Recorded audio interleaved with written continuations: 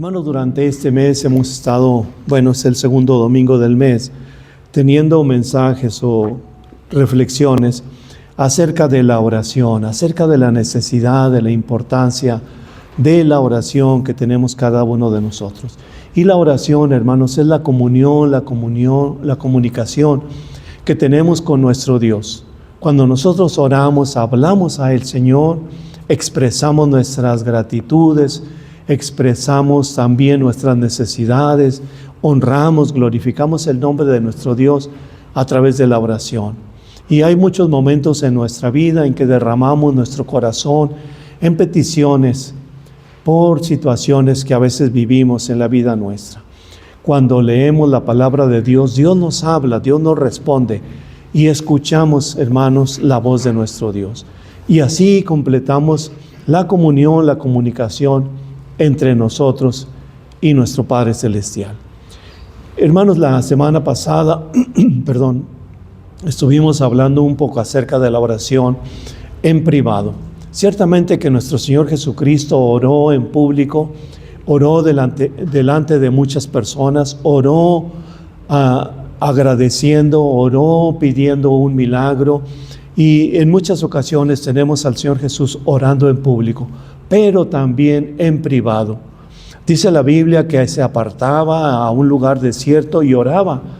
Y hay pasajes en donde dicen que oraba desde muy temprano la mañana y a veces estaba toda la noche orando. Y tenemos también la enseñanza del Señor orando 40 días y 40 noches en ayuno también. Todo ello, hermanos, era en privado.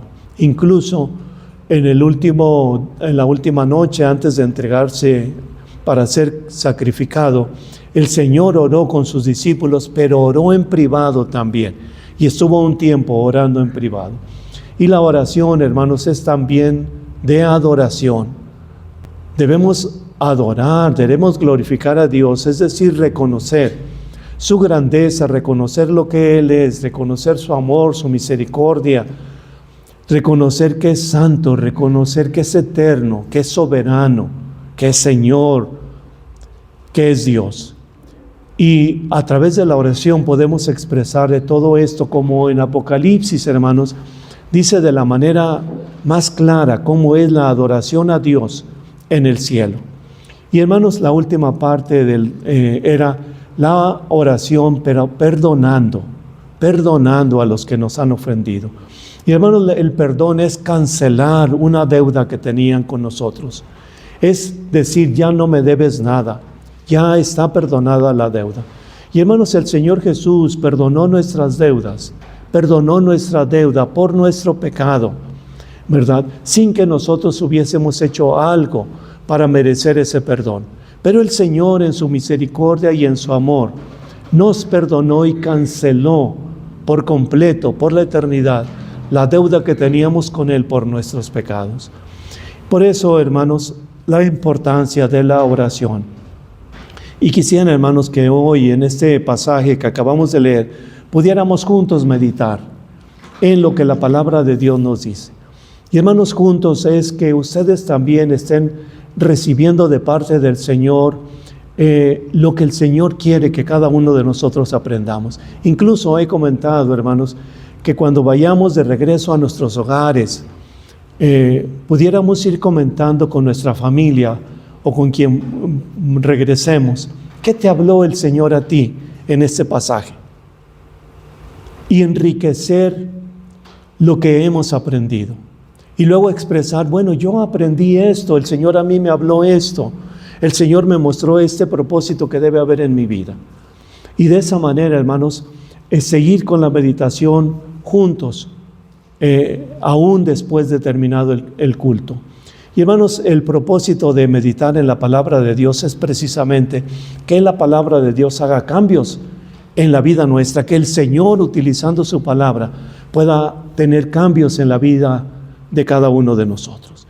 Y hermanos, en este pasaje que quiero poner a su consideración brevemente, seré muy breve, es acerca de la situación que puede vivir una persona sin orar, sin Cristo, sin fe y sin esperanza. y cuál es la situación que hay en la vida nuestra cuando nuestras oraciones son constantes, son perennes y además con fe en nuestro Señor. Hermanos, todos tenemos necesidad de orar, todos tenemos necesidad de la ayuda de Dios, todos tenemos la necesidad de la dirección de Dios, de la fortaleza, de la guía de nuestro Señor.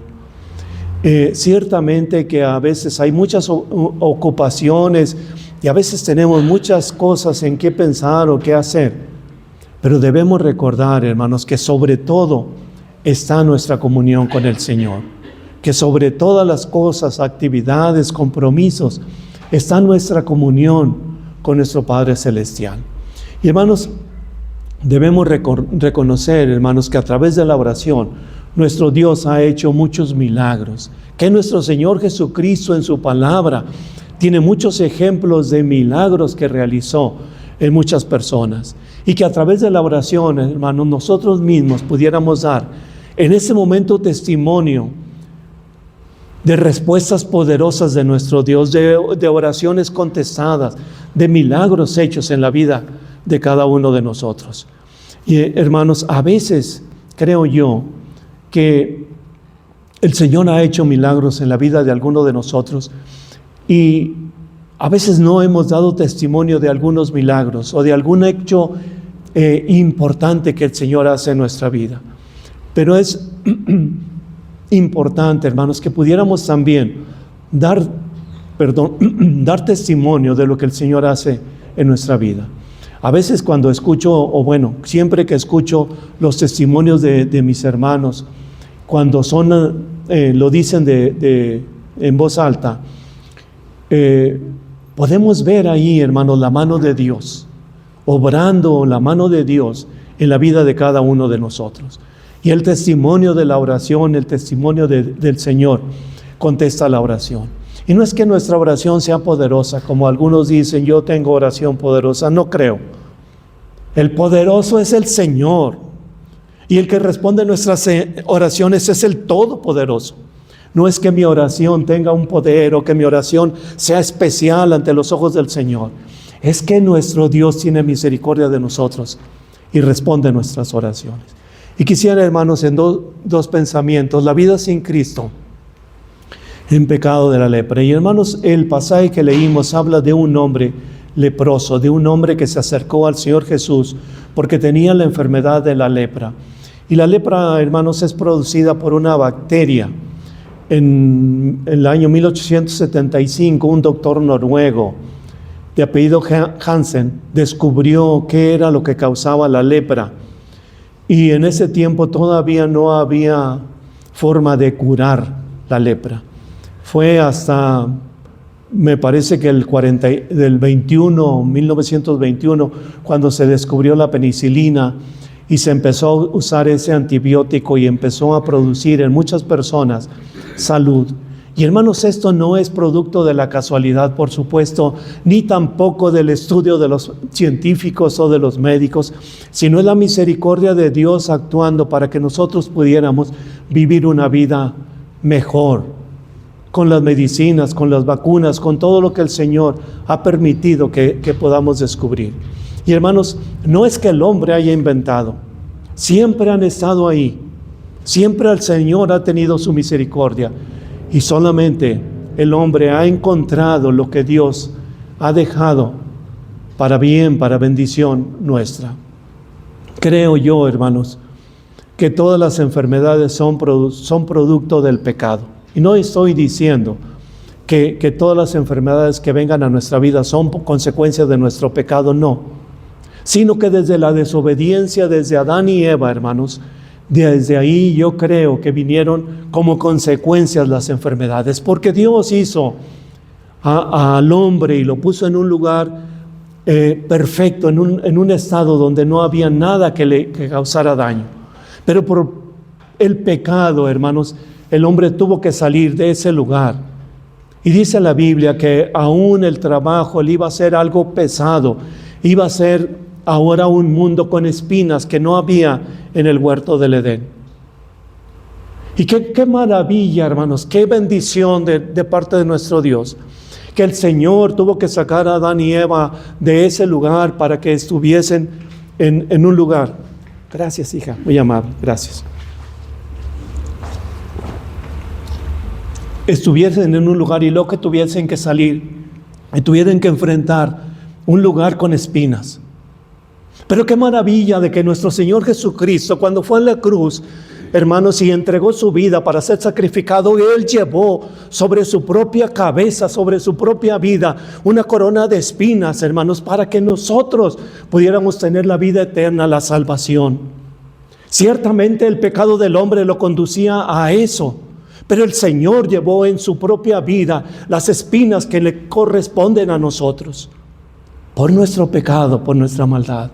Por eso el Señor, hermanos, siempre ha estado al pendiente nuestro, en el aspecto espiritual, por supuesto, pero también en el aspecto aún físico, material, porque sabe que estamos todavía en este cuerpo, en esta carne, que necesita de la misericordia también de Dios este cuerpo. Por eso el Señor ha permitido que haya médicos, que haya personas que se dedican, enfermeras, personas que se dedican a la salud, que Dios ha usado para que tengamos una mejor forma de vida. Hermanos, aquel paralítico, aquel hombre leproso, cuando llega al Señor Jesús con toda una carga de situaciones que vivía en su vida, porque era un hombre rechazado socialmente. Y no es que la gente haya sido mala y te sacamos de la ciudad, es que su propia enfermedad lo conducía a salir de la sociedad, porque la lepra se contagia con las secreciones que a veces salen de la boca de las personas, y los que están cerca de él se contagian, y entonces los primeros que se contagiaban eran la propia familia. Y hermanos, esta enfermedad agobió la humanidad por siglos, y se contagiaban las personas y se acababan las familias por esa enfermedad. Entonces era una persona que tenía que haber salido de la sociedad, del lugar donde vivía, del entorno donde vivía. Era una persona que había perdido su forma, su vida laboral. No podía más seguir con su trabajo. Pudiera haber tenido una persona riquezas, tal vez ganado, tal vez tierras, tal vez negocios, ser próspero y tener dinero. Pues con todo y su dinero y con toda esa prosperidad, tenía que salir de su ciudad e irse a vivir afuera, al campo, al aire libre, a las cuevas que hacían, donde ponían los sepulcros en los cerros. Ahí tenían que irse a vivir. Y es que el dinero no da la salud, por supuesto. Es el Señor, es la misericordia de Dios. Era un hombre que quizás, hermanos, lo más agobiante era haber perdido su familia. Quizás era un hombre que tenía esposa, que tenía hijos, y haber tenido que renunciar a ellos y tener que salir.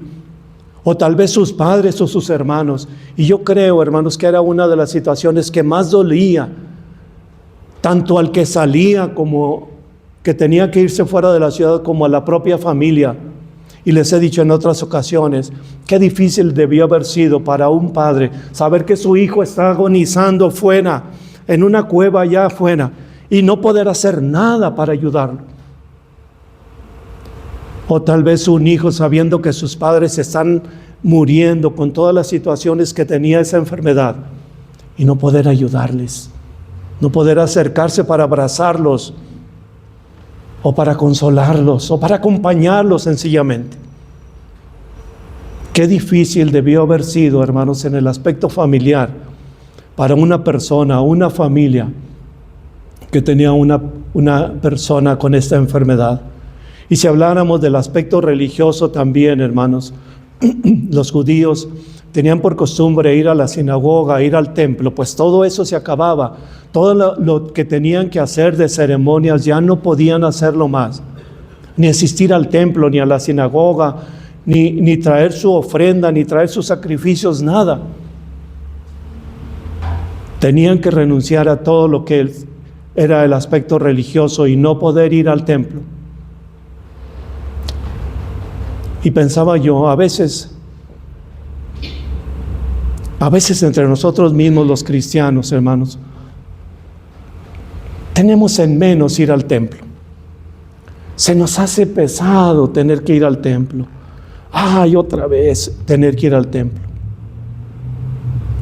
Pero qué bendición, hermanos, saber que tenemos salud y que podemos venir al templo.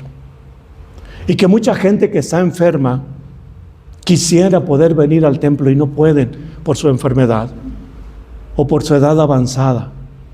Ahora que el Señor nos da la oportunidad todavía con esa salud o con lo que tenemos ahora de fortaleza, de venir al templo, no desaprovechemos y valoremos, hermanos, la oportunidad que Dios nos da para poder congregarnos como hermanos, como hijos suyos en el templo. Y claro, esa persona, hermanos, era estigmatizado porque tenían la idea de que la lepra era producida por el pecado y decían, algún pecado debe tener, por eso tiene lepra. Y era estigmatizado, era señalado por esa situación. La lepra, hermanos, ataca el sistema nervioso de las personas. Eso implica que en muchos de su cuerpo, sobre todo en sus extremidades, perdían sensibilidad.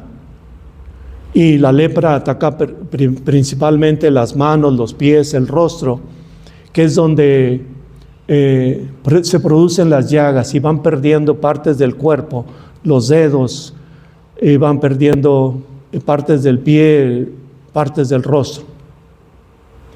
Pero como el sistema nervioso está atacado, no sienten, no tienen dolor. Entonces pueden perder un dedo, pueden perder un dedo del pie y no sentir nada. Está insensible. Pero está la llaga, pero está ahí la pérdida de las extremidades. Y es algo crónico y es algo que está avanzando. Es algo difícil de llevar, es una situación difícil. Hermanos, la situación de un leproso era siempre ir empeorando, cada vez más complicado. Las posibilidades de sanar eran prácticamente imposibles para ellos. No había una posibilidad que tuvieran ellos una oportunidad de sanar. Este leproso sabía que moriría en esa situación, en el completo abandono de su familia, en una completa soledad. Tal vez los únicos que podían estar ahí con ellos eran otros igual que él, en las mismas condiciones. El dolor, todo el dolor moral, familiar que debió haber vivido, vivir aquellas personas. No obstante, hermanos, hay una situación todavía más difícil, todavía más agobiante, que es el pecado, que es la lepra espiritual, que cuando las personas caen en ese pecado y van degradando su vida, poco a poco va cada vez más. Y hermanos, si habláramos de las adicciones empiezan de algo pequeño. Y dicen que el primer paso es el tabaco, el cigarro y luego el alcohol. Y hoy dicen los alcohólicos que el alcohol ya ni es un problema. El problema son las otras drogas que son todavía más graves y más destructivas. Y las personas que empiezan así van en una forma degradante hasta destruir su vida. Con el enemigo no viene sino para matar, hurtar y destruir. Y hermanos, en alguna otra ocasión les he dado testimonio de mi propia vida. Y cuando yo era muy joven, estaba en bachillerato, muchos de mis compañeros de bachillerato, como seguramente de ustedes y de todos los tiempos, pues tomaban y se iban a emborrachar, e incluso ahí fuera de la misma institución donde estudiábamos en la prepa diurna, se emborrachaban, incluso dentro en los carros estaban tomando. No sé si todavía lo hagan o ya no. Y siempre estaba la invitación, ándale, tómate una, pues nada más una, tómatela. Y siempre estaba la tentación. Y debo confesar, hermanos, que era un impacto fuerte en mi vida. Y muchas veces me sentí tentado a decir, bueno, pues me tomo una o un trago o para probar a ver a qué sabe. Y saben que he reflexionado muchas veces en mi vida y he pensado, si el Señor no me hubiera ayudado para evitar caer y hubiera tomado, hubiera probado, pienso que mi vida era tan frágil y es tan frágil que me hubiera hundido en el alcoholismo. Así lo he percibido, así lo he sentido. Pero gracias a Dios, no por mí, no por mi fuerza, ni por mi voluntad, ni claro que no. El Señor me ayudó. Por eso, hermanos, ninguno de nosotros estamos exentos a caer en algún tipo de pecado. No solamente en ese pecado. El mundo y el enemigo presenta tantos pecados al alcance nuestra, y creo yo, más en este tiempo y más a los jóvenes, bueno, a todas las edades, que debemos estar alerta y debemos estar en oración siempre, sabiendo que el Señor es el único que puede fortalecernos. Igual que la lepra, se va perdiendo sensibilidad. Cae en un pecado, pero luego le es insensible y va al otro, y luego ya no siente que sea tan malo y va más abajo. La lepra del pecado hace que nosotros nos hagamos insensibles a lo que estamos viviendo, a lo que estamos destruyendo. ¿Saben qué? Espero que este mensaje te haya dejado pensando y te impulse a la acción. Recuerda que la conversación no termina aquí. Tienes el resto de nuestros videos esperándote en la pantalla ahora mismo. Haz clic en el que más te interese y sigue explorando. Pero no te vayas muy lejos. La próxima semana volvemos con la continuación de este mensaje. Asegúrate de estar suscrito y de tener la campanita activada para que no te lo pierdas. Nos vemos en el próximo video. Hasta pronto. Bienvenido a Casa Bethel.